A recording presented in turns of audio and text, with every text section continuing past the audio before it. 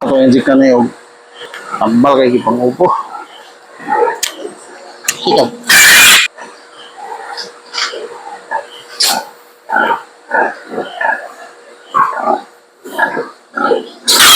Ah!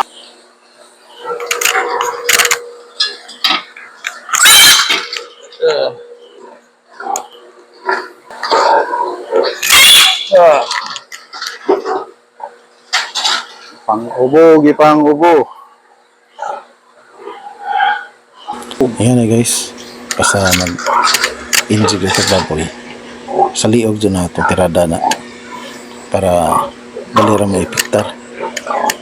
Okay, ang uban mag-inject ari sampot sa mga purga, anas panit, sampot ladyo ra na sa tinuod. Ang epektibo dyan na adto dyan sa liog.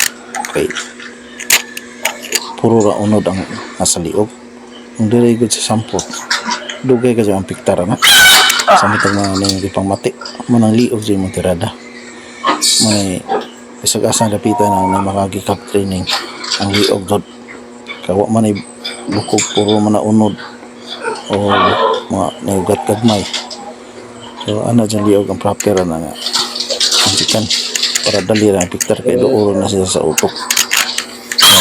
Ano itong paagi mana yung tips guys mga farmers para dali lang epekto sa mga tambal o mga vitamins magpurga panit ra sa una ni mo magpurga ka naka sa panit ra po makuha sa purga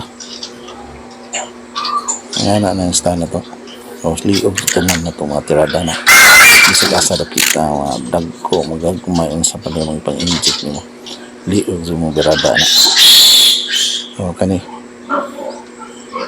kamang-kamang tani kay lisod mo din mo ni kuot-kuot ka dali kay kanang ni mga kadagko idlas ni nga timing sa imong dapat ani pagtira ni mga tiniming ka niya ago ang simod sa parwing pin pag inject na iluhag man